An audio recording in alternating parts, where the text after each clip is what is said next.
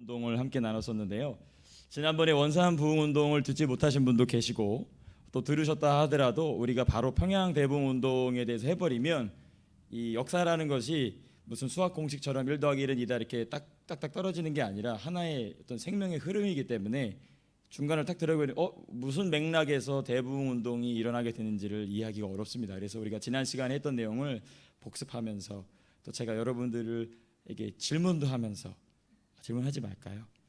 하지 말라고 하시네요, 우리 여왕벌님께서. 알겠습니다. 그래서 이렇게 우리 요약본을 했거든요. 원래 전번 거는 36개의 슬라이드인데요. 36개에서 20개 정도 제가 압축을 빨리 했습니다. 그래서 최대한 빨리 끝내고 평양 대부흥 운동으로 들어가도록 하겠습니다. 그렇게 해도 괜찮겠습니까? 네, 감사합니다. 도와주십시오. 네. 자, 잠시만. 네.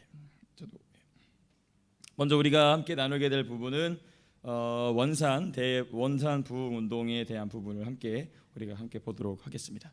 먼저 우리 말씀을 같이 읽어보겠습니다. 시작. 오순절 날이 이미 이름에 그들이 다 같이 한 곳에 모였더니 호련히 하늘로부터 급하고 강한 바람 같은 소리가 있어 그들이 앉은 온 집에 가득하며 마치 불의 여가 갈라지는 것 그들에게 보여 각 사람 위에 하나씩 임하여 있더니 그들이 다 성령의 충만함을 받고 성령이 말하게 하심을 따라 다른 언어들로 말하기를 시작하니라. 아멘. 하나님의 말씀이 어느 부분을 읽더라도 가슴이 뛰는데요. 저는요 개인적으로 이 말씀을 읽을 때마다 가슴이 뜹니다. 심장이 이렇게 벌렁벌렁벌렁. 그래서 이 말씀이 저와 여러분들에게도 동일하게 적용되는 날이 있기를 간절히 소원합니다. 근데 제가 이 말씀을 왜 읽었냐면요, 우리가 교회의 역사라는 것과 부흥 운동의 관계에 대해서 우리가 좀 생각해야 되기 때문에 그렇습니다. 우리가 어떻게 생각을 하냐면 부흥 운동은 부흥 운동이고 교회사는 별개로 아는데요. 사실 교회사라는 것이 부흥 운동으로부터 시작이 되는 것입니다. 교회사의 뿌리는 곧 신약 성경이거든요. 물론 구약 성경에도 교회의 모형이 존재하지만 교회라는 단어가 실제적으로 쓰이고 교회라는 단체가 우리 눈에게 보이기 시작한 것은 신약 성경입니다. 그렇기 때문에 신약 성경은 곧 교회사의 시작점, 뿌리이죠. 근데 그 교회가 어떻게 시작이 되냐면 부흥 운동으로 시작이 된 것입니다. 방금 전에 우리가 읽어본 사도행전 2장 1절부터 5절까지의 말씀이 바로 부흥입니다. 그럼 이제 우리가 부흥이 무엇인지 정의를 해야 되겠죠. 부흥에 대한 정의를 우리가 좀 같이 한번 읽어보겠습니다. 함께 읽어보겠습니다. 시작. 또는 성령 세례에 대한 문제입니다. 그것은 부흥의 전체 문제와 관련하여 중추적인 요점입니다. 왜냐하면 저는 부흥이 뜻하는 바는 하나님의 성령의 부어주심이라고 생각하기 때문입니다. 성령께서 어떤 한 사람에게 또는 여러 사람에게 동시적으로 능력 있게 임하는 것을 뜻합니다. 자, 우리가 예수님을 믿는 것도 역시 성령이 임하셔서 일어나는 일입니다. 그런데 성령이 임하셔서 예수님을 믿게 되는 것은 우리가 조금 어려운 표현으로 중생한다, 다시 살아난다, 거듭난다고 얘기하고요. 부흥은 별개의 문제입니다. 부흥은 무엇이냐? 이미 중생한 사람에게 성령님께서 어떻게 임하시느냐? 능력 있게 임하신다는 것이죠. 그 능력은 무엇을 위한 능력이냐면 그 개인을 위한 능력이 아니라 하나님의 몸된 교회를 이 땅 가운데 확장하는 능력을 위해서 하나님의 성령께서 특별히 임하시는 것을 우리가 성령의 세례라고 그러고, 그 성령의 세례가 반복적으로 지속되는 것을 우리가 성령의 충만이라고 합니다. 이것이 단체적으로 일어날 때 이걸 뭐라고 그러냐? 부흥이다라고 하는 것이죠. 그러니까 이 부흥이 단순히 교회에 사람이 몰려온다라는 그 개념은 사실 성경적인 입장에서의 부흥과는 상당히 동떨어진 개념인 것이죠. 교회에 성장한다라고 얘기할 수 있겠지만 교회가 부흥한다라는 것이, 사람 숫자가 늘어난다는 것은 성경과는 사실 상당한 거리가 있는 표현이기 때문에 교회가 부흥했어라는 표현보다는 교회의 성도가 성장했어 이렇게 말하는 것이 좀 더 정확하다고 할 수 있겠습니다. 그래서 이 부흥이라는 것은 성령께서 능력 있게 임하시는데 그것이 단 한 사람뿐만 아니라 동시다발적으로 한 장소 모인 사람들에게 또는 한 민족에게 임하는 것을 우리가 부흥이라고 얘기합니다. 자, 그럼 부흥은 무엇이냐? 좀 더 이제 구체적으로 함께 다시 한번 읽어보겠습니다. 시작. 이제까지 교회가 알았던 신앙 부흥 운동의 모든 경우는 어떤 의미에서 오순절에 일어났던 것에 대한 일종의 반복이요, 그 기원과 시작할 때의 모습으로 되돌아가는 것이요 다시 소생함을 얻는 것이라고 말하는 것이 자명한 이치입니다. 제가 지금 인용하고 있는 책이 어디냐, 무슨 책이냐면요, 부흥이라는 책입니다. 그 영국이 나온 위대한 목회자인 마틴 로이드 존스 목사님이 기록한 책인데요, 여러분들이 꼭 추천드리는 두 책이 있습니다. 첫 번째는 성령 세례라는 책하고요, 두 번째는 부흥이라는 책입니다.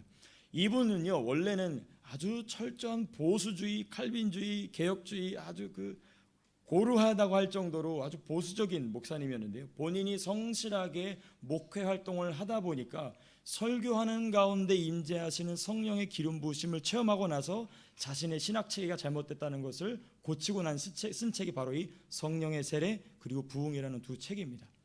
그래서 이 책을 꼭 읽어보시기를 부탁드리겠습니다. 근데 이 책에 보면은 부흥이란 무엇이냐, 오순절에 일어났던 것에 대한 일종의 반복이고, 이 오순절에 일어난 사건이 아까 무엇이라고 정의했습니까? 교회사의 시작이라고 그랬죠. 교회사의 시작이라는 얘기는 초대교회의 시작이라는 것입니다. 곧 우리에게 부흥이 임한다는 것은 우리가 어디로 돌아가는 것이냐면 초대교회로 돌아간다는 것입니다. 그러니까 이 부흥이라는 것이 단순히 무슨 은사를 체험하고 어떤 신령한 어떤 세계로 돌아간다, 이거는 부수적인 것이고, 가장 중요한 부흥의 목적, 성령 강림의 목적은 무엇이냐? 초대교회에 예수님께서 꿈꾸셨던 그 우리 특세 주제처럼 순결한 신부의 모습으로 돌아가게 되는 것, 이것이 바로 부흥이라는 것이죠. 자, 그 다음 슬라이드 보겠습니다. 그러면 신약 성경과 한국 교회의 부흥 운동을 우리가 좀 살펴보면 좋겠는데요, 한국 교회의 부흥 운동은 신약 교회의 모범적인 반복입니다. 우리가 교회사를 살펴보게 되면요, 여러 국가, 여러 민족에서 또 여러 교회들에게서 부흥 운동이 일어나게 되는데요, 너무나 안타까운 것은 부흥 운동이 많은 신학자들과 목회자들과 교회들에게 공격당하는 가장 안타까운 일은 뭐냐면, 이 부흥 운동이 강력하게 일어나지만 이 부흥 운동 때문에 발생하게 된 역효과라고 그러죠. 부작용 때문에 이 부흥 운동 내지는 성령 운동을 기피하게 됩니다. 그런데요, 한국 교회의 부흥 운동, 초기의 부흥 운동은요, 세계 어디 내놓아도 손색이 없을 정도로 훌륭한 모범을 가지고 있습니다. 뜨거운 성령의 역사가 나타났지만 그것이 어떤 성경에서 벗어난 신비주의로 벗어나지 않고 성경 안으로 더 깊이 들어가게 되는 아주 견고한 부흥 운동의 아주 모범적인 모델이기 때문에 그렇습니다. 그래서 오순절과 함께 성장하기 시작한 신약 교회가 그렇다면 부흥 운동과 함께 성장하기 시작한 한국 교회입니다. 자, 부흥 운동 때문에 교회가 시작된 게 아닙니다. 교회는 이미 한국에는 이미 시작되고 있었는데, 그 시작된 교회가 본격적으로 그 힘을 갖추어서 교회로서의 역할을 시작하게 된 데는 언제냐? 바로 이 부흥운동 시기라는 것입니다. 자, 한국 교회에 보면 3대 부흥운동이 있습니다. 첫 번째는 원산 부흥운동이 있고, 두 번째는 우리가 함께 나눌 평양대부운동이 있고, 그 세 번째는 무엇이냐면 백만인 구령운동입니다. 우리가 이 3대 부흥운동 말고도 여러 가지 분야로서의 부흥운동이 있습니다. 또 뭐 기도원 중심의 부흥운동이 있거든요. 기도원 하면은 가장 유명한 기도원이 어디죠? 오살리도 있고요. 오살리는 순복음 계통이죠. 또 어디가 있죠? 잘 아시는 기도원? 한월산 기도원 있죠. 한월산 기도원의 그 설교의 거의 절반이 여기인데, 그 목사님 설교, 저희 아버지도 거기서 은혜를 많이 받으셨거든요. 거기서. 그 또 어디 기도원이 있죠? 용문산 기도원도 있죠. 기도원 중심의 부흥 운동이 있는데요. 자, 그런 부분도 제가 나중에 잘 열심히 공부해서 여러분들 함께 나눴으면 좋겠습니다. 근데 제가 지금 3대 부흥 운동이라는 것은 1800년대 말 그리고 1900년대 초 어간에 일어난 부흥 운동을 크게 세 가지로 나누면 다음과 같다는 것입니다. 자, 다음 슬라이드 보시겠습니다. 한국 교회 부흥 운동의 3대 특징입니다. 첫 번째는 말씀 사경회입니다. 말씀에 대한 깊은 어떤 그 애정, 또 말씀에 대한 깊은 열정이 우리 한국 교회가 시작되면서부터 있었습니다. 두 번째는 무엇이냐면 강력한 기도 운동입니다. 말씀만 가지고 하는 게 아니거든요. 제가 지금 호주 장로교 신학교인 크라이스트 칼리지에서 마침 또 호주 장로교회사를 공부하고 있는데요, 이 호주 장로교회의 근본은 어디냐면 스코틀랜드입니다. 이 스코틀랜드의 참 아쉬운 점이 무엇이냐면 말씀은 정말 달통한데요, 뭐가 없냐면 냉랭해져 버린 거예요. 냉랭해져 버리니까 그 스코틀랜드 장로교회가 호주 장로교회에 들어와서 1900년 중반 넘어가면서 자유주의 신학에 불어오니까 전부 다 넘어가 버립니다. 전부 다 넘어가 버려서 교회가 깨져버리는 일이 일어나게 되죠. 그런데 한국 교회는 말씀만 열심히 공부한 게 아니라 생명을 거는 기도 운동이 있었다는 것이죠. 이따가 또 나오게 됩니다. 다음 세 번째는 무엇이냐면요, 저는 이 세 번째가 어쩌면 가장 중요한 요소가 아니었는가. 물론 첫 번째, 두 번째도 정말 중요하지만 이 세 번째가 왜 중요하냐면요, 복음을 누구에게 처음 들었느냐는요 정말 중요합니다. 이렇게 우리 신앙생활 20년, 30년, 40년 하신 우리 어르신들께서 더 잘 아실 것입니다. 처음 누구에게 신앙을 배웠느냐는 그 사람의 신앙 색깔을 결정합니다. 그런데 우리 한국 교회에 처음 신앙을 전달해줬던 모든 정말 공통적으로 선교사님들이요, 하나같이 교단도 다르고 국가도 다른데도 불구하고 신학교도 달랐음에도 불구하고 하나같이 공통점이 무엇이냐면 부흥을 갈망하는 선교사님들이 오셨다는 거예요. 부흥을 갈망하는 선교사. 왜냐하면 그 시대가 자유주의의 바람이 강력하게 불 때였거든요. 만일 자유주의에 젖어 있는 선교사님이 들어와 있으면 한국 교회는 일제 시대를 견디지 못하고 무너졌겠죠. 그런데 이때 왔던 선교사님들이 장로교, 감리교, 왜냐하면 미국 본토나 캐나다 본토에서는 장로교와 감리교가 알력 싸움이 굉장하게 일어나기 시작하던 시대였습니다. 자유주의 문제 때문에, 자유주의 신앙 문제 때문에 엄청난 갈등이 있었음에도 불구하고 하나님이 어떻게 그런 선교사님들만 골라서 한국에 보내주셨어요. 이건 정말 이건 하나님의 기적과 같은 일이 아닐 수밖에 없죠. 그래서 한국교회 부흥운동의 3대 특징, 저는 이렇게 세 가지를 좀 잡아봤습니다. 그 다음 보겠습니다.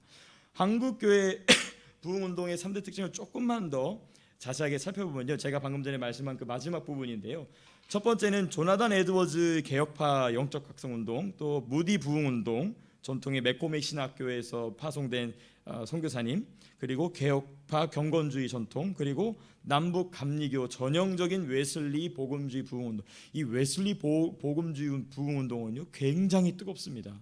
근데 이 감리교가 너무나도 안타깝게도 가장 먼저 자유주의 신학을 받아들이게 되고, 이 웨슬리의 그 성결 운동 있지 않습니까? 성령의 불로 말미암아 성결 운동은 가장 먼저 버리게 됩니다. 너무나 안타까운 현실이 됐죠.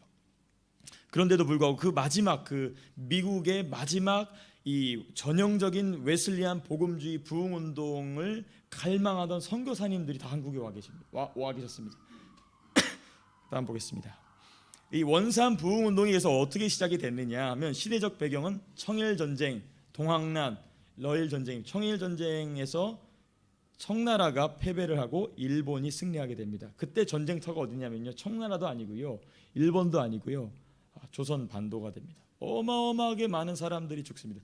제가 이 대부흥운동 지금 이번에 공부하면서 대부흥운동 특징이 뭐냐면 철저한 회개거든요. 근데 회개하는데 어떤 어머님이 어떤 회개를 하냐면은 청일 전쟁에 남의 나라 사람들이 와서 전쟁하는데 젊은 어머니가 도망을 치다가 아이가 무거우니까 아이를 어떻게 하냐면 나무에 머리를 터뜨려서 죽이고 도망갑니다.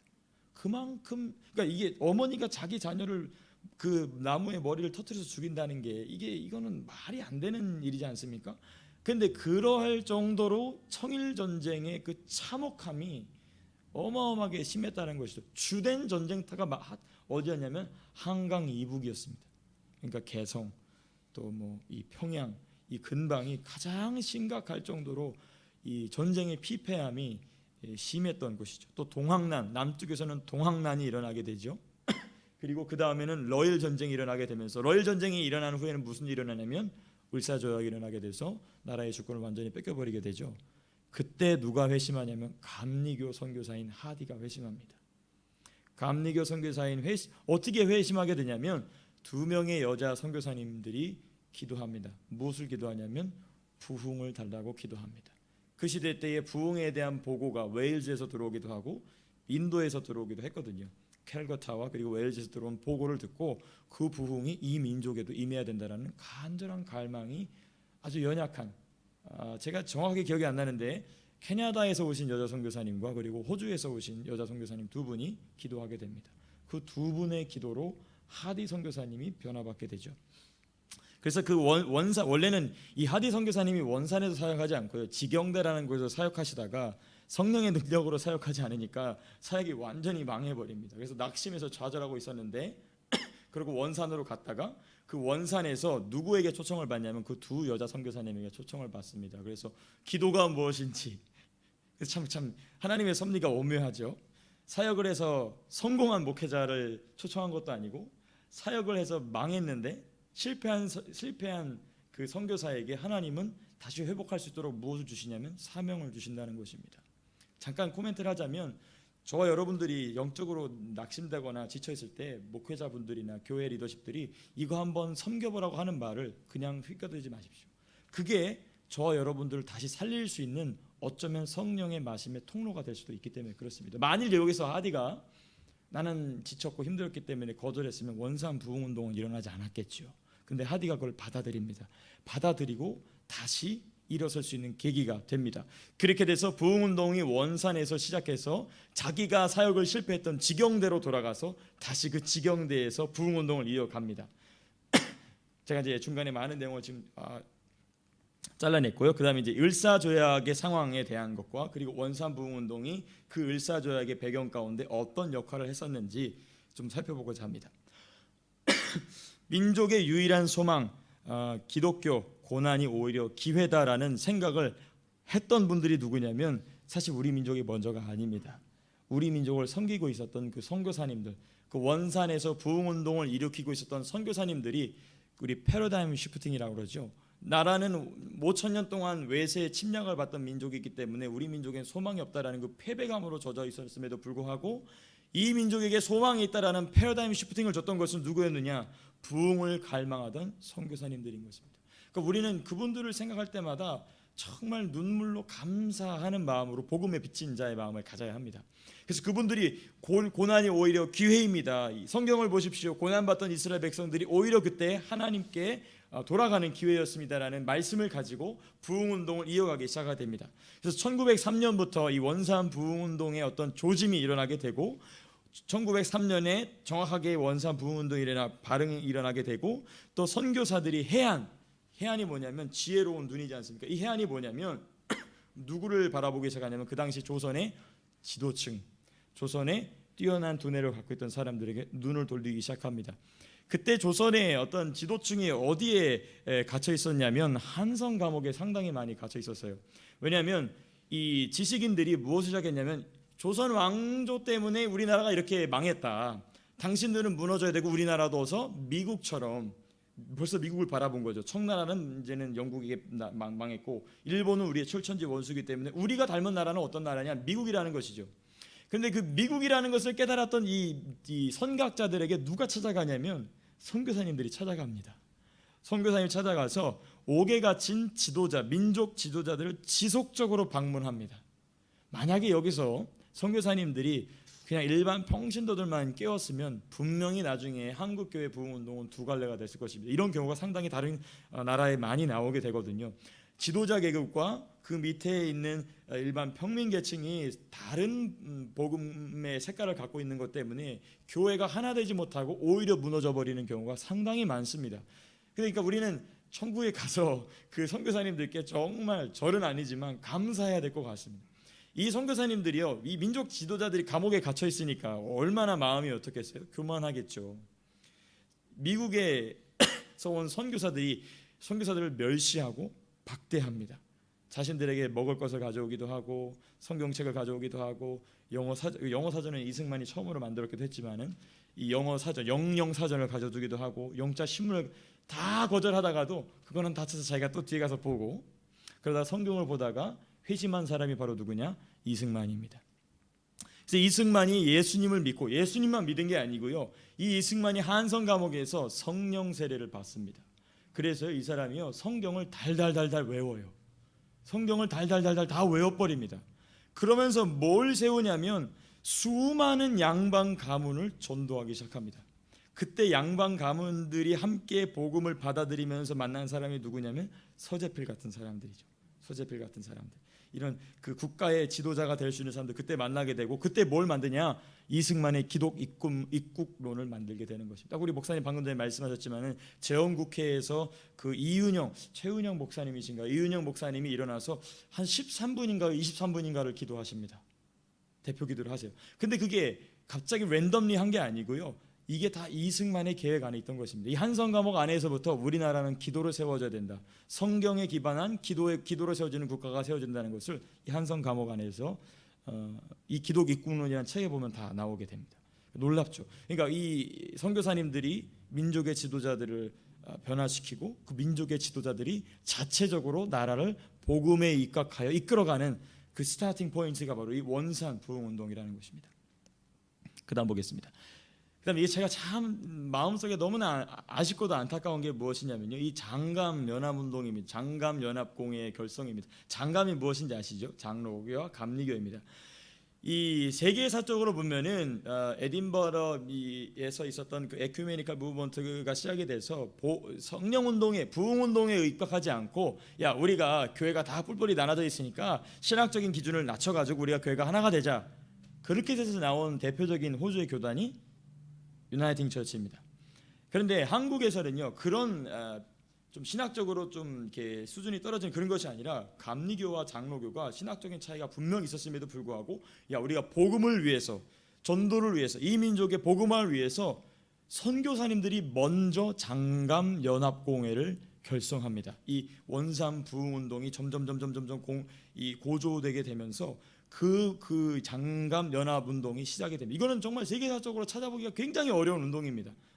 왜냐하면 장로교와 감리교는요, 계속해서 알력 다툼이 미국 본토에도 있었기 때문에 이 장감 연합 운동을 이 조선 반도에서 하니까 심지어 미국 본토에 있는 감리교와 장로교에서 너희들 자꾸 그거 하면 징계 회부한다고 할 정도로 미국 내부에서는 이 장감이 갈등이 심했습니다. 그런데 이 조선 안에, 이 한반도 안에서는 이 장로교와 감리교가 하나가 되자, 우리가 신학적인 기준을 낮추자는 것이 아니라 굉장히 엄격합니다. 이 기초를 세우는 거 보면요, 굉장히 엄격합니다. 감리교도 그렇고 이 장로교도 그렇고 굉장히 엄격하고도 아주 그 보수적인 성경관을 가지고 있지만, 부흥 운동에 관해서는 뜨거운 열정을 갖고 이 교단을 연합하려는 운동을 시작하게 되죠. 그래서 4개의 장로교 선교회와 2개 감리교 선교회 150명의 선교사님들이 모여서 만장일치로 결성합니다. 그래서 초대 의장이 우리 언더우드 선교사니까 유명하신, 우리가 잘 알고 있는 언더우드 선교사님이시고, 그리고 각 선교회의 자율성을 그대로 인정하면서 밀접한 상호 협력을 통해 한국에서 효율적이고 영구적인 복음주의 교회를 조직하여 민족 복음화를 앞당기겠다는 결연한 의지를 표현합니다. 너무나도 안타깝게도 이게 실패로 돌아갑니다. 아쉽게도 이게 이제 미국 본토에서 굉장한 압박을 하게 됩니다. 그 당시 기록을 보게 되면. 근데 이게 다시 또 시도를 합니다. 어디서 시도하냐면 평양대부흥. 왜냐하면 이 원산 부흥 운동은 한 지역적인 부흥 운동이었기 때문에 미국 본토에서 너희들의 명분이 부족하다 하는데, 이 평양대부흥 운동은요 순식간에 전국으로 퍼져버리게 되거든요. 순식간에 전국으로 퍼져버리게 되면서 이 장감 연합 운동이 실질적인 어떤 지지를 받게 됩니다. 그런데 그때 무엇이 일어나게 되냐면, 일제가 들어오게 되면서 심각한 탄압 앞에 있으면서 그 장감 연합 운동이 또다시 막히게 됩니다. 이게 참 너무나 안타까운 일이죠. 그다음 보겠습니다. 그러면서 이 장감 연합 공회의 첫 번째 활동이 뭐냐면 1906년 신년 부흥회를 개최를 결정하게 됩니다. 왜냐하면 1903년에 원산 부흥 운동이 일어나고 1904년, 1905년 계속해서 이 강원도 또는 이 평양 일대, 이 평안남도, 평안북도 일대로 부흥 운동이 계속 확산이 되다 보니까, 그때 1906년에 우리가 그러면 1907년을 위하여서 1907년을 우리가 준비하자. 그래서 1906년에 이 신년 부흥회를 개최하게 됩니다. 그래서 이런 신년 부흥회를 1907년도 하기 위하여 1906년에 개최하게 되는 것이죠. 그러니까 1907년을 어떤 중요한 해로 삼았던 것입니다. 그래서 1906년에는 신년 부흥회를 어떻게 개최하냐면요, 어느 한 장소로 모이지 말고 전국에 있는 각 교회가 장로교나 감리교나 교단을 초월하여서 1906년 신년을 일제히 부흥회를 열자라고 전국에 편지를 발송하게 되죠. 그렇게 되면서 신년 부흥회가 시작이 되고, 장감이 교파를 초월하고 연합 집회를 열게 되고, 또 특이한 것은 뭐냐면 성경 봉독을 하고 또 예배 전 15분 기도하고 이러면서 이제 회심자가 400명이 늘어나게 되는데요. 자, 이 부분을 했기 때문에 우리가 빨리빨리 좀 넘어가고, 지금 이제 주님과의 개인적인 교제로 들어가시는 분들이 몇 분 보여서 제가 빨리빨리 넘어가겠습니다. 네. 감사합니다. 얼마나 제가 뜨겁겠는지 벌써 이렇게 우리가 소통 입신이라고 하죠. 개인적인 입신이 깊이 들어가시는 분들 계신데 강사가 부족하기 때문에 그렇습니다. 또 회개하겠습니다. 네. 이게 보면 이제 이 신년 부흥회가 이제 이렇게 되면서 이게 우리 교회가 어떻게 성장했느냐를 보여주는 것인데요. 1897년하고 1903년, 1905년까지도 완만하게 증가하다가 1906년에는요. 눈에 띄게 숫자가 늘어버리죠. 약 500명이 한 번에 확 드러나게 됩니다. 근데 이건 입교인이고요. 밑에 등록 교인을 보시면요, 1,700명이 늘어납니다. 그 한 해가 바뀌는 사이에. 근데 이게 1년 만에 늘어난 게 아니고 1906년 신년 부흥 성회를 통하여 성장한 숫자입니다. 그러니까 한 번 집회를 통해서, 전국적으로 한 번 집회를 통해서 수많은 사람들이 예수님을 믿기로 결신하게 된 것이죠. 이게 남감리교입니다. 그 다음에 북감리교를 보시면, 북감리교 역시 전체 등록교인 보시면 1903년, 1904년, 1905년 완만히 증가하다가 1906년에 들어가자 5천 명이 갑자기 확 증가하게 되죠. 감리교도 어마어마한 숫자로 증가하게 되는데요. 이 북감리교는 남감리교인가가 이 충청남도, 저희 아버지의 고향. 예.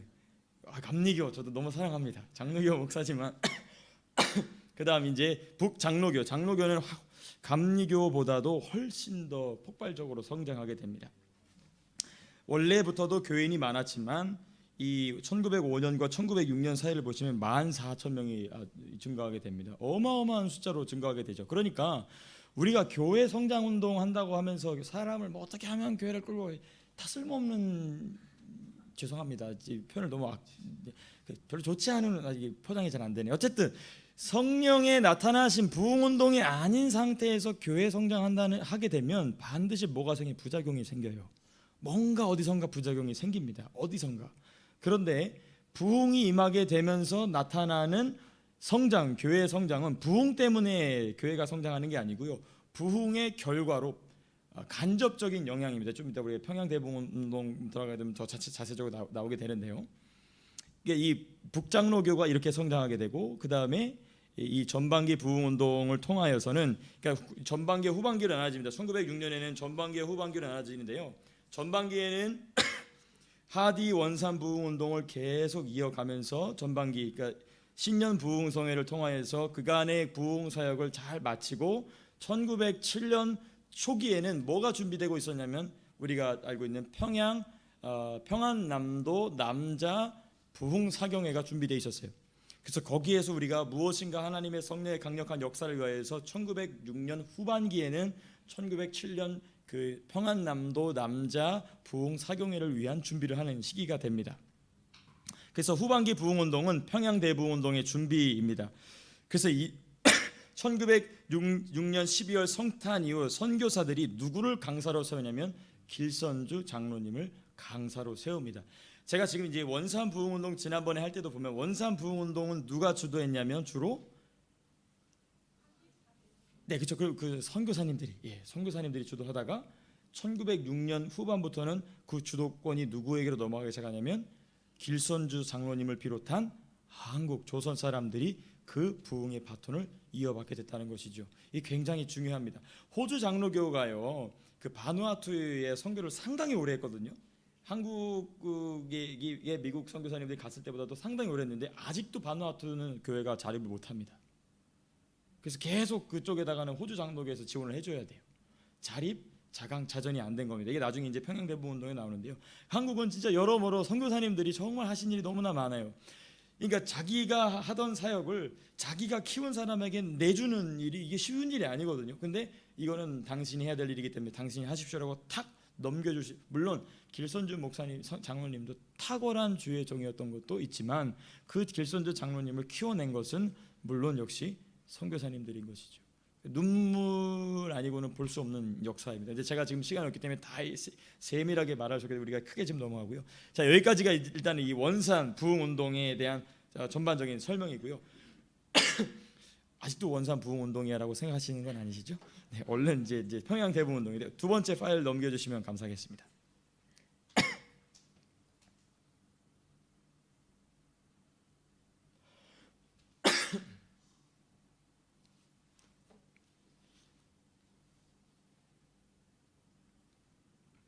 네, 감사합니다. 평양 대부흥 운동 1부입니다. 2부도 있다는 거야? 네, 그렇습니다. 2부도 있습니다. 제가 이렇게 가끔 이렇게 여러분들을 웃기는 이유가 뭐냐면요, 그 개인적인 입신에 들어가지 마시고 좀 자제하시라고 이렇게 제가 도와드리는 겁니다. 개인적인 입신에 보겠습니다. 평양 대부흥 운동의 발흥입니다. 1906년 12월 특별 기도회, 제가 지금 이제 원산 부흥 운동 마무리하면서 잠깐 말씀드렸던 그 부분인데요. 기도로 준비된 평양 대부흥 운동입니다. 우리 첫 번째 파란색 1907년 한번 같이 읽어보겠습니다. 시작. 1907년 1월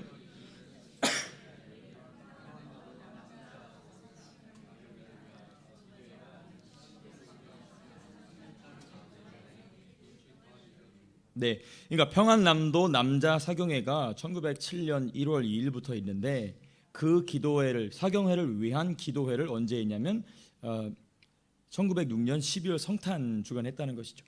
근데 우리는 지금 호주에 살고 있기 때문에 12월 1월은 가장 더운 때잖아요, 그렇죠? 공감이 안 됩니다. 근데 한국의 1월, 12월은 엄청나게 춥죠.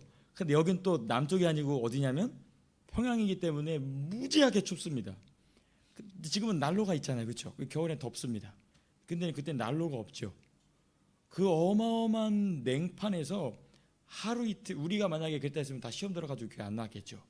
근데 이분들은 성령이 그 사람 안에 들어가가지고 이제 획가닥 이게 돌려버리니까 죄송합니다. 아니 미쳤다라는 표현이 맞아요. 자기 정신을 하는 게 아니거든요. 자기 정신을 하는 게 아니고 며칠 동안 기도하냐면 10일이 넘게 기도합니다. 10일이 넘게. 어떻게 기도하냐면 선교사님들도 이제 서양에서 오신 분들이기 때문에 서양 문화가 있기 때문에 성탄 주간에 뭐 합니까? 다 쉬죠. 호주도 보니까 다 쉬더라고요. 예수님 오신 날 다 딴 데로 가버리죠. 예수님은 교회 혼자 계시죠. 안타깝습니다. 우리 교회는 안 계셨으면 좋겠지만 죄송합니다. 벌써 예약하신 분들에게는 찔리라고 하신 말씀은 아닌데요. 근데 이 선교사님들도 그 시기에 휴가를 다 취소합니다. 다 취소하고 우리가 이 시기에 함께 기도하자 하고서는 그 기도회의 강사를 길선주 장로님으로 세운 겁니다. 근데 길선주 장로님이라고 그러냐? 왜냐하면 이 시기에는 목사님이 없었어요. 아직 목사님이 세워지지 않았습니다. 평양대보운동 우리가 본격적으로 하면 나오겠지만 목사님은 1907년 가을에 세워집니다. 그때 7명의 목사님들이 세워지는데 그 중에 한 분이 길선주 목사님이시고 그 중에 한 분이 이기풍 선교사님 어디로 가셨죠? 제주도로 가셨습니다. 제주도로 파송, 그리고 그 파송을 가장 맨 앞에서 관리하셨던 분이 바로 누구냐? 길선주 목사님이십니다. 그리고 이제 이 기도를 위하여 선교사들이 모든 성탄절 전후에 있던 칠목 모임을 중단하고 개최될 예정인 장로교 남자 사경회와 그 후에 개최될 감리교 사경회를 위하여 감리교인들과 장로교인들이 연합하여 열심히 기도에 힘썼다라는 기록이 남아 있습니다. 자, 근데 우리가 계속 이 부흥 운동을 공부하면서요, 우리가 놓칠 수 없는 것이 뭐냐면 그 시대의 시대적 상황입니다. 그때 좀 편했나 봐. 등 따스고 배부르. 절대 그렇지 않습니다. 지금은 우리가 상상할 수 없을 정도의 핍박과 고난을 받던 시기입니다. 그러니까 우리가 이런 것을 보면서요, 하나님은 우리에게 찔림을 주시고 싶으신 겁니다. 너희들은 등 따스고 배부르지 않니? 근데 기도할 때는 기도하려고 하면 벌써 이제 개인적인 입신에 들어가고 그러면은 안 된다는 것입니다. 그런 하나님께서 이 역사적인 우리 사실을 보여주면서 일깨워 주시는 것이죠. 이때 우리 한국 교회 보면은 훌륭한 교회사 교수님들이 계신데 그 중에 한 분이 백낙준 교수님이신데 그분이 뭐셨냐면 이 시기에 평양 대부흥 운동이 일어나기 직전 시기를 뭐라고 묘사했냐면 옛 기초들이 흔들렸고 옛 질서는 사라지고 있었다. 이 옛 기초들이 의미하는 바가 무엇이냐면요. 이 시기에 조선에 있는 지배계층이나 아니면 피지배계층들이 갖고 있었던 샤머니즘이나 유교나 또는 불교적인 이런 무속적 신앙을 얘기합니다. 이 옛 기초라는 것이죠. 이 기초가 완전히 흔들리고 있었다라는 것입니다. 무엇 때문에? 나라가 일제에게 뺏긴 것 때문에. 그리고 옛 질서 역시도 그러한 기득권들, 조선의 양반 계층들이 갖고 있었던 이 질서가 완전히 깨지기 시작했다는 것이죠.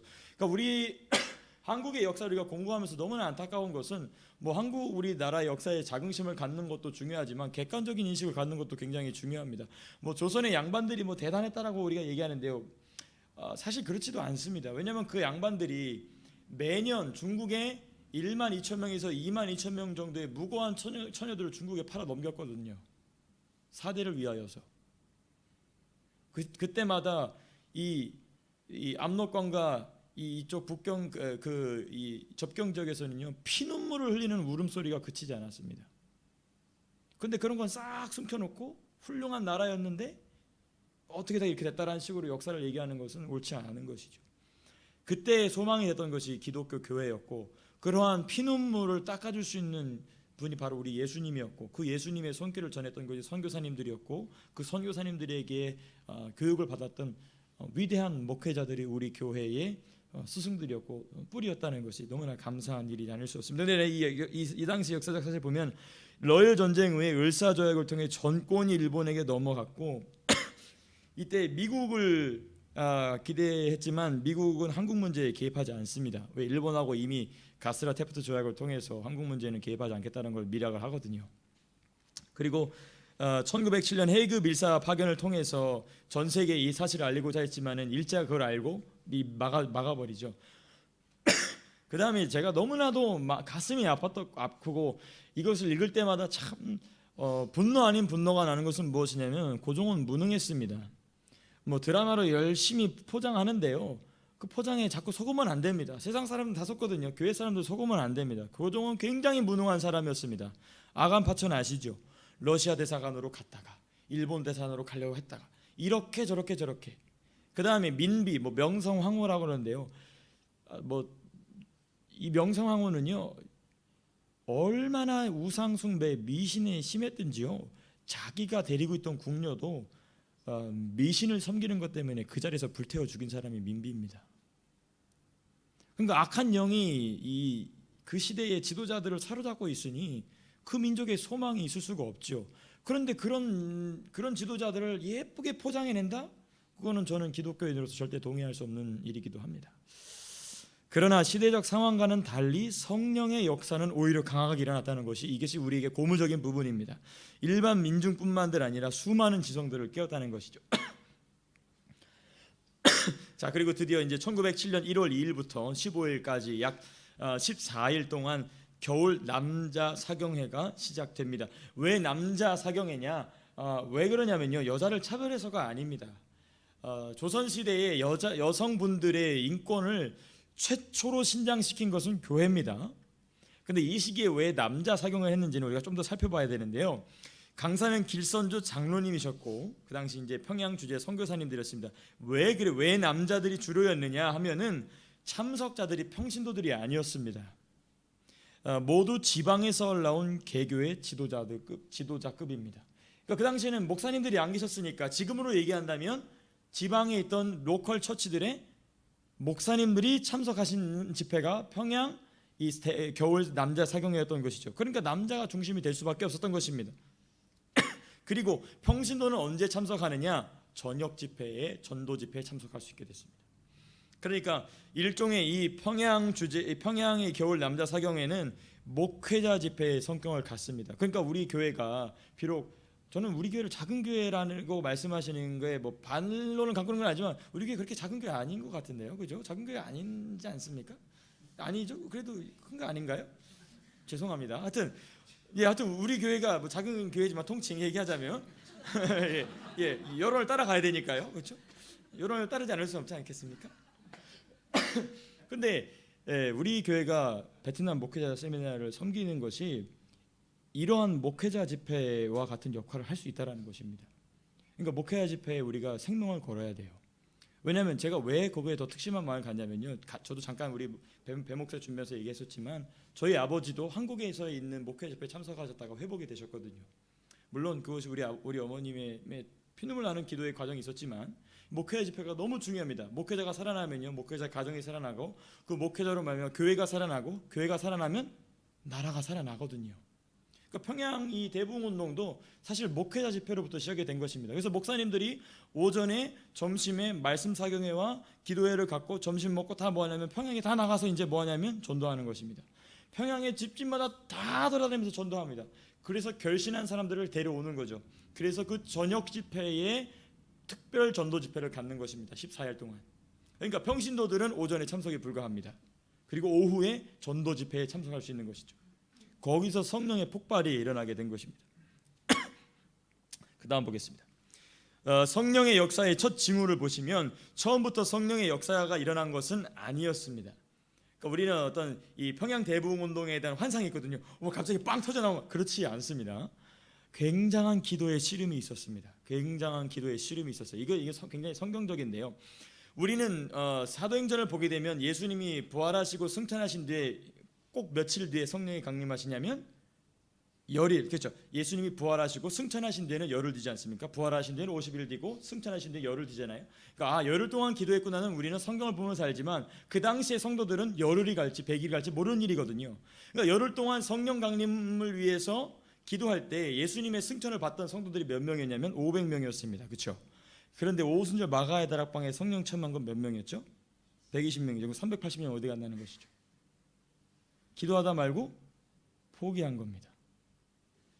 그러니까 여기서도 똑같은 일이 있던 것입니다. 평양 대부흥 운동을 위해서 1906년 전반기 후반기 그렇게 준비해서 했는데 기도의 일을 딱 시작하고 집회를 시작하는데 어떤 우리가 기대했던 성령의 역사가 나타나지 않는 겁니다. 그것이 약 4, 5일 갑니다. 그러면 한국 사람들은 장점이자 단점이 뭐죠? 성격이 급해요. 예라이 이러고 갔겠죠. 근데 이분들은 그러지 않고 끝까지 기도의 싸움을 합니다. 그래서 1월 6일 날 헌트 선교사의 죄에 대한 회개를 강권하는 설교 후에 그레암 리 선교사의 요청에 의해 2,000명의 회중이 통성기도를 시작하자 그제서야 폭발적인 성령의 세례와 함께 통렬한 회개 고백이 시작됩니다. 그러니까 1월 6일은 1월 2일부터면 2일, 3일, 4일, 5일, 6일 한 5일 정도는 그러니까 이 부분에 대해서 뭐라고 하냐면 마치 무엇인가가 우리를 꽉 가로막는 것 같다는 느낌을 갖다는 그 기록을 남겨요, 선교사님들이. 근데 그게 빵 터져 나가는 것이 언제냐면 1월 6일 통성기도를, 그러니까 이 통성기도가 굉장한 능력이 있는 것입니다. 사실 이 통성기도가 한국 것이라고 원리가 잘 알지만 사실은 웨일즈에서 시작이 됐습니다. 웨일즈에서요. 영국 사람들이 굉장히 얌전하지 않습니까? 근데 얌전한 사람들은 잉글랜드 사람들이고요. 아주 막 이 한국 사람 같이 막 울그락불그락 하는 사람들이 누구냐면 웨일즈 사람들이고요. 왜냐하면 거기는 산악지역이기 때문에. 그리고 북쪽에 스코틀랜드 사람들이고 북아일랜드에 있는 켈트족입니다. 이 사람들은 꼭 한국 사람 같아요. 분명히 머리도 노랗고 눈도 파란데 만나면 한국 사람 같아요. 이 정이 있어요, 정. 거기서 시작된 통성기도에 관하여 그 당시 웨일즈 부흥운동을 경험했던 선교사님이 마침 이 평양 부흥운동 자리에 와 있어요. 그래서 평양 부흥운동 우리도 한번 통성기도를 해보자. 그랬더니 거기서 성령의 불이 강력하게 이분들에게 임하게 된 것이죠. 근데 부흥을 위해 넘어야 될 고비가 또다시 찾아옵니다. 그렇게 1월 6일에 성령의 강력하신 바람이 불어오면서 성령의 세례를 받고 막 통에 자복하면서 엄청난 역사가 일어났는데 갑자기 딱 어디서 고비가 멈추냐면 1월 13일 날 주일 저녁 집회인데 주일 오전 예배는 아주 은혜스럽게 마쳤습니다. 그리고 저녁 집회에 이제 전도한 사람들 다 데려와서 이제 결신해야 되는데 너무 냉랭한 거예요. 그때 블레어 선교사님이 뭐라고 하냐면 무엇인가가 모든 것을 막고 있는 것처럼 보였다. 마귀도 놀랬겠죠. 악한 영들도 놀랬겠죠. 5,000년 동안 자기가 부려먹던 민족이고 5,000년 동안 저주와 사망과 지옥으로 끌고 가던 민족이 이제는 생명으로 약동하려고 지금 움직이고 있으니까 마귀 입장에서는 굉장한 타격을 받겠죠. 그러니까 마귀가 와서 그것을 기도를 막는 것입니다. 이건 굉장히 성경적입니다. 다니엘이 21일 동안 기도할 때 보면은 처음 기도가 시작할 때 이미 기도가 응답됐지만 바사국 왕국으로 비유된 사단의 권세가 하나님의 기도의 응답을 막았다라는 다니엘서 11장 12장 기록이 있지 않습니까? 똑같습니다. 평양 대부흥 운동이 막 시작이 돼서 기도가 불타게 있는데 그 기도의 불타는 열정을 확 꺼버린 것입니다. 악한 영들이 와서 거기서 그래서 이 길선주 장로님이 얼마나 안타까웠는지 회중을 향해 죽었냐? 당신들 죽었습니까? 라고 얘기할 정도로 굉장히 냉랭해진 것입니다. 그래서 우리 두 번째 그 소환론 선교사님이 하신 말씀 함께 같이 읽어보겠습니다. 시작. 집회를 방해하는 아침.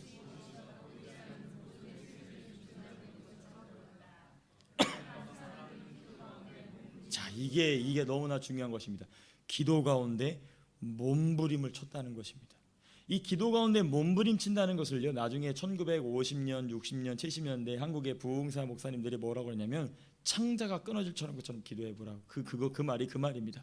뭘 저렇게 말을 과격하게 해라고 생각할 때 그 말이 어디서 나온 말이냐면 이 그날 밤 기도 가운데 몸부림을 쳤다라는 것이죠. 몸부림. 자신들에게 왜 이 부흥의 역사가 갑자기 콱 잦아들었는가에 대한 몸부림을 치면서 기도하게 됩니다. 그 다음날 그리고 다시 일이 일어나게 되죠. 정오 기도에 모인 선교사들의 기도. 우리가 이제 마침 이번 주일날 우리 우리 축복하자 아이들과도 나눈 내용인데요. 야복강에서 야곱이 천사와 씨름하지 않습니까? 그 천사와의 씨름이 무엇을 예표하냐고 제가 연결해서 아이들에게 함께 나눴냐면 사도행전 1장에 전혀 기도에 힘쓰니라, 오로지 기도에 힘쓰니라는 말을 연결시켜서 같이 아이들과 나눴었는데요. 그때의 야곱의 야복나루의 씨름과 같은 기도를 이때 월요일날 하게 되고, 이때부터 사실상 우리 평양 대부운동에 가장 우리가 드러나는 게 뭐냐면 이 회개에 자복하는 운동이 시작이 됐는데, 제가 아까 전에 얘기했던 그 청일 전쟁 때 자기 자녀의 머리를 터뜨려서 죽였다고 한 그 어머니도 이 월요일, 그 다음 날 화요일, 수요일 날 나와서 회개하는 역사가 일어나게 되는 것이죠. 그래서 이 정오 기도회를 마치고 저녁 집회에 참석한 그레암 리 선교사가 회중을 향해 모두 힘을 다해 성령의 놀라운 제 섬의 통성을 기도하자고 제의하자, 죄를 회개하는 울부짖는 소리와 성령의 임재를 사모하는 하늘을 찌를 듯한 기도 소리가 마침내 터져 나왔고 평양의 오순절이 시작되는 순간이었다라고 이게 기록하고 있습니다. 그다음 보겠습니다. 이 방위랑 선교사님이 이 당시에 이 통성기도가 터져 나오는 것을 보고 기록한 내용인데요. 한번 우리 같이 읽어보겠습니다. 시작. 간단한 설교가 끝나고 그날 집회 책임 맡은 그레암 리 선교사가 회중에게 기도를 요청했다. 너무나도 많은 사람들이 기도를 시작하여 온 회중들이 통성으로 함께 기도하기를 시작했다. 그 결과는 실로 어떻게 글로 표현할 수 없을 정도였다. 전혀 혼란이 없었고 대신 기도에 대한 저항할 수 없는 충동으로 감동받은 심령들이 한데 어우러져 들어진 하나님의 보좌를 향한 광대한 소리와 영혼의 화음이었다. 그 기도 소리는 내게 하나님 보좌를 울리는 기도의 대양 수많은 폭포수에서 나는 소리같이 들렸다. 이러한 기도가 우리의 선배들에게 있었던 것입니다. 이러한 기도가 우리에게도 회복될 줄로 믿습니다. 이 간절한 기도가 우리에게도 회복이 되어야 그때에 하나님께서 비로소 성령의 불을 내려주시는 것입니다. 그냥 열심히 우리가 얌전하게 신앙생활 한다고 되는 게 아니에요. 우리 잘 봤지 않습니까? 이 서양의 우리 이 성도들이 얌전하게 신앙생활 하다가 다 잃어버렸죠. 뭘 잃어버렸습니까? 다음 세대에 잃어버리지 않았습니까? 근데 이 시대에 나라가 뺏겨버리고 교회도 무너져버릴 수밖에 없었지만, 이 시대 때 우리 신앙의 선배님들은 어떻게 기도했느냐? 하늘이 무너져내릴 것처럼 기도했다는 것이죠. 그 기도가 우리에게도 회복이 되어야 합니다. 그래서 이 통성기도에 관한 우리가 좀 특징적인 부분들 좀 살펴보겠는데요. 이 통성기도 첫 번째 한번 읽어보겠습니다. 시작. 모인 회중이 옆 사람을 의식하지 않고 전심을 다해 드리는 이와 같은 통성기도는 평양 대부흥운동의 두드러진 특징. 자, 이 1906년 웨일즈 부흥운동을 한국에 소개한 에그뉴 존스턴 박사를 통해 알려진 통성기도입니다. 그러니까 우리가 사실 이 통성기도를 가르쳐준 영국 사람들은 이걸 잊어버렸고, 통성기도를 받아들인 한국에는 아직도 하고 있죠. 너무나 감사한 일이 아닐 수 없습니다. 근데 이제는 한국도 이 부흥의 시대를 떠나가는 것인지 통성기도하는 사람은 저 사람만 혼자 예수 믿나? 이런 분위기가 점점 많아지죠. 이거는 돌아봐야 합니다. 언제부터 우리가 얌전하게 예수 믿었는지 그렇게 기도하는 게 아니라, 우리 선배님들은, 우리 이 시대는 조선시대지 않습니까? 그럼 무슨 문화가 지금보다 더 강했죠? 체면 문화가 더 강했습니다. 왜? 양반 사회가 분명했기 때문에. 그런데 옆 사람이 내 말을 들을 정도로 부르짖어서 기도한다는 것은 지금보다 더 부르짖어 기도하는 게 어려운 시대라는 것입니다. 그런데도 불구하고 이분들은 체면 따위는 필요 없다. 내가 하나님 앞에 성령의 불을 받고 체험하는 것이 더 중요하다라고 그것을 무너뜨려 버린 것이죠. 그러한 조상을 모시고 있는 우리가 부르짖어 기도하는 건 이제 안 해도 돼 라고 얘기한다는 것은 상당한 역사적, 교회사적 논리 모순이 되는 것이죠. 그 다음 또 살펴보겠습니다. 통성기도에 좀 더 살펴보겠습니다. 이 통성기도가요, 뭐로 이어지냐면요, 교회사를 보게 되면 부흥이 일어나는 곳마다 무슨 기도를 하냐면요, 밤새워서 기도하는 사람들이 많아집니다. 여러분들 밤새워서 혹시 기도해 보셨습니까? 밤새워서 하는 기도, 저도 한번 해봤거든요. 근데 육체는 죽을 것 같아요. 육체는 죽을 것 같은데 그 기도 현장을 나가잖아요. 마치 내가 구름을 밟고 있는 것 같아요. 그런 하나님과의 깊은 교제 안으로 들어가는 경우인데, 이 밤을 지새우는 기도가 한번 읽어보겠습니다. 시작. 참석자들은 성령의 역사가 임하자 새벽 2시까지 시간 가는 줄 모르고 성령의 은혜에 취해 있었다. 부흥운동의 특징 가운데 하나는 시간의 감각을 넘어 이 땅에서 하늘의 신령한 은혜를 체험하게 만들어주는 것이다. 자, 그 밑에가 뭐냐면 아무도 시간으로 인해 방해받지 않았다. 시간은 분처럼 빨리 지나갔다. 내가 교회의 천성 분위기에서 집을 향해 떠났을 때 나는 새벽 5시라는 사실을 발견했다. 나는 10시간이 10분처럼 지나갔다. 나는 하나님의 집에 있었던 것이다. 그 다윗의 고백이 내가 하나님의 집에 있는 것을 너무 사랑한다는 말이 그저 교회 오는 게 좋다는 말이 아니고요, 여기서 나온 말입니다. 이러한 하나님과의 깊은 임재의 체험 안에 있었기 때문에 다윗의 고백이 나왔던 것이고, 그러한 동일한 그런 색깔의 고백을 신앙의 선배들이 했던 것이죠. 근데 그런 고백이 저와 여러분들이 있기를 바랍니다. 그리고 우리 다음 세대에 있기를 바랍니다. 너무나 귀한 이 통성 기도, 그리고 밤을 지새우는 기도입니다. 그 다음 또 보면요, 한 사람 또 이 회개 기도입니다. 이 통성 기도가 뭐로 연결되냐면요, 회개 기도거든요. 함께 같이 읽어보겠습니다. 한 사람씩 일어나서 자신의 죄를 고백하고 고꾸라져 울었다. 그러고 나서 바닥에 엎드러져 자기가 죄인이라는 완전한 고통 속에서 주먹을 바닥을 쳤다. 수백 명의 회중이 통성 기도를 한 효과는 무엇이라고 표현할 수 없을 것이었다. 다시 회개의 고백 후에 그들은 참을 수 없는 울음을 터뜨렸고 모두 함께 울었다. 우리는 그럴 수밖에 없었다. 그래서 그 모임은 기도와 고백과 눈물로 새벽 2시까지 계속되었다. 그레암리 선교사님의 고백입니다. 이거는요, 자기 힘으로 하는 기도가 아닙니다. 성령으로 하는 기도예요. 성령으로 하는 기도이기 때문에 자신의 육체의 한계를 뛰어넘고요, 인간의 시간의 한계를 뛰어넘어서 하나님 앞에 깊은 회개 앞으로 나가게 되는 것입니다. 깊은 회개 안으로 들어가다 보니까 시간 가는 줄 모르고 주님의 그 사죄의, 그리스도의 보혈의 용서의 능력 안으로 깊이 들어가게 되고, 그 기도를 마친 사람이 나가서 뭐 하느냐, 야 나도 이렇게 용서받았다라고 뭐 하냐면 전도하게 되는 것이죠. 여기서 교회가 성장하게 되는 것입니다. 자, 근데 지금 50분이기 때문에요, 제가 마쳐야 될 것 같습니다. 지금 하다가 말았는데 목사님 시간이 지금 50분이라 지금 제가 절반까지밖에 못했습니다. 자, 제가 실력이 없는 강사라는 것이 역력히 드러납니다. 그래서 나중에 또 기회가 되면 할 수 있도록 하겠습니다. 그래서 여기까지 일단은 마치고, 또 내일 또 새벽 기도가 있기 때문에 여기까지 마무리하고, 목사님